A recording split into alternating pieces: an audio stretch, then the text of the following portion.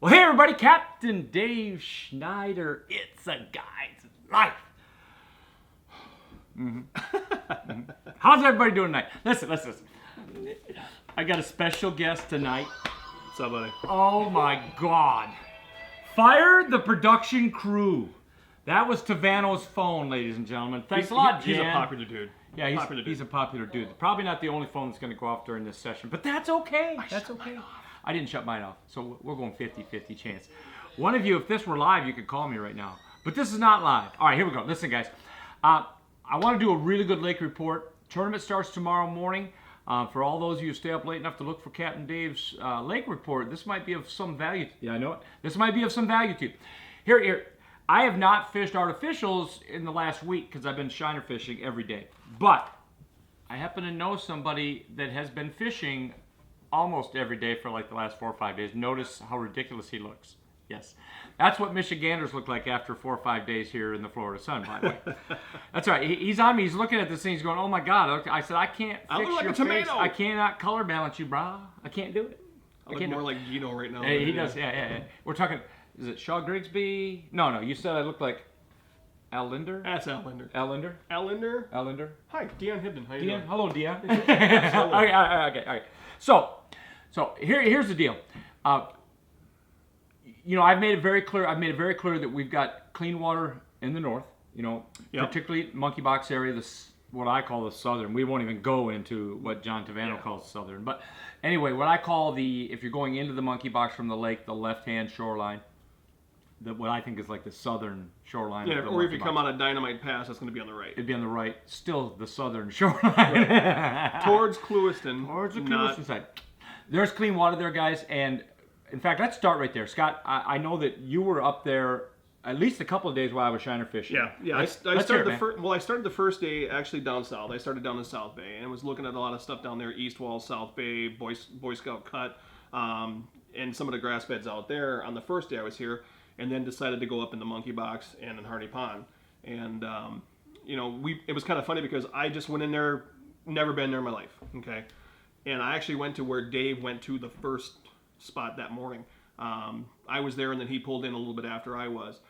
So we actually had the same kind of idea. The fish were moving in from the lake through the big cut and using the small chutes and ladders going into the back bays. And what I found and what I was doing in the day was I was flipping really, really heavy cover. I wasn't fishing the first 4 feet like everybody else was. I was taking a 1.5 ounce weight to a 2 ounce weight, throwing it back 10, 15, 20 feet sometimes back into the jump. Right. And this is very important because oftentimes, most guys when they're covering water and they're moving through, and even if they're pitching and flipping and throwing into heavy cover, we have a tendency, like if I'm fishing with somebody, one of us will pitch deep, one of us will stay shallow. So shallow meaning from 2 feet at the most into the cover, right to the edge of the cover.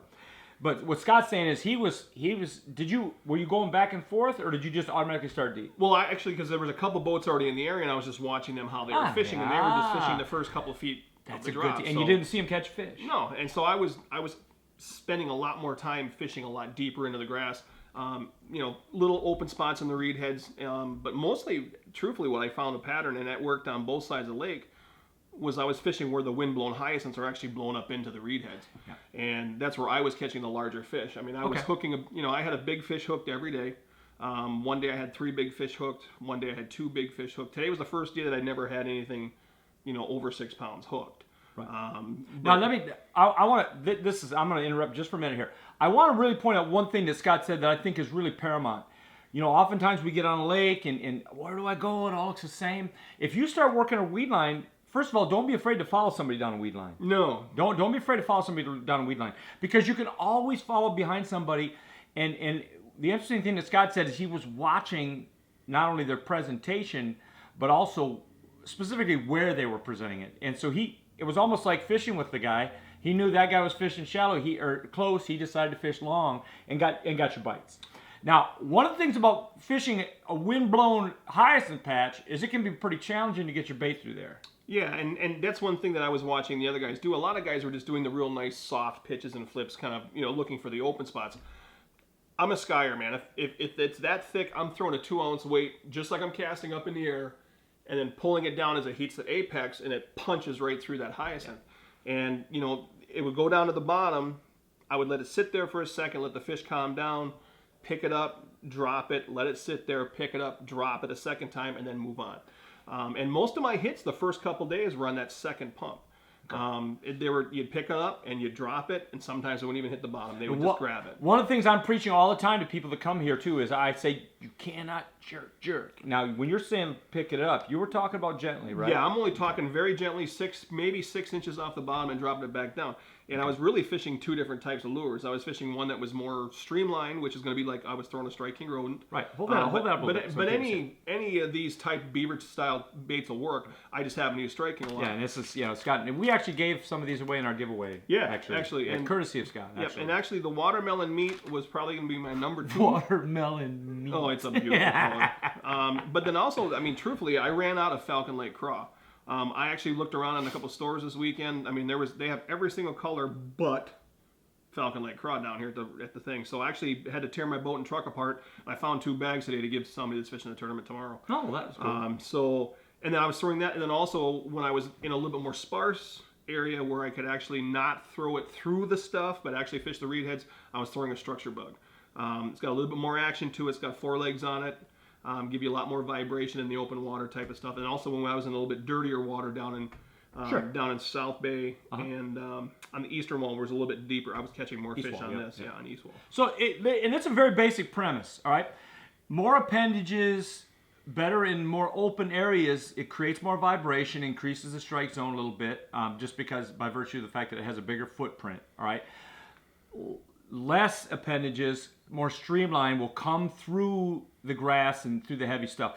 What's key here is and Scott, and we'll go back to this one more time, or something he said was the idea of being we all, set it easy. Guys, if your bait doesn't go through the cover, what difference does it make? And the thing is, you've got to get your bait through. Yeah, and here, these fish hear so many sounds a day. I mean, you're fishing the reed heads. They got coots in there. They got the birds running around on top of the grass, on top of the hyacinths. They're used to hearing sploosh, splash, sploosh, sploosh. Yep. They're used to hearing the sound. So, a big weight coming through their head. I mean, sometimes it might turn off a really big fish if you drop it on its head, but you might also get that reaction strike. Right. So at the end of the day, then, so in terms of what Scott did up north, did you catch anything up in the Harney Pond area? Did you fish the hydrilla up there at all? I tried to fish the hydrilla in the morning. On the first morning I was up there, and the water was really, really dirty. So I went back into where the old hard line was. It was pushed back up inside more. Right, back in the Dice Ditch. Yeah, that the cuts behind into Dice Ditch, and all that's what he's talking about. Yeah, and we caught a few fish there, but still the water was a little bit darker, and that's when we started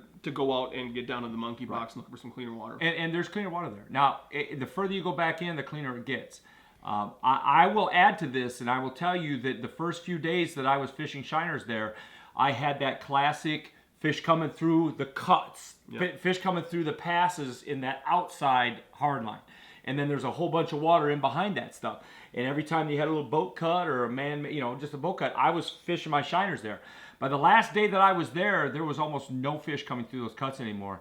So I turned around, I went and I started fishing the grass lines and the reed heads back in the spawning and started getting bites again. So the fish are in there, you guys, and that's going to be the lake report for the monkey box area. Yeah, and the big thing that I found too is, and the thing after the first day that I told you is, once I got back into the real skinny water, back in the spawning sections, those fish were fry guarding. There was a lot of fry guarders back there, 15 to 17 inch fish that were guarding the fry back there. Yeah, and what he means by fry guarding too, it's a very, if you're fairly new, what happens is after fish spawn, the fry are born. And you'll have particularly younger males, or sometimes pretty good sized males, they will stay around, literally guard the fry. They'll guard them from crappie, bluegill, those little catfish, those little armor catfish.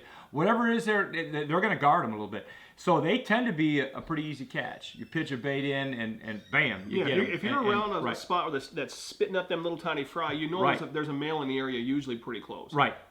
So you might be able to catch him. Well, good. That's excellent. All right. Well, then let's take, now that John Tavano's here and he's going to find out that we're telling everybody where to fish tomorrow in tomorrow's tournament.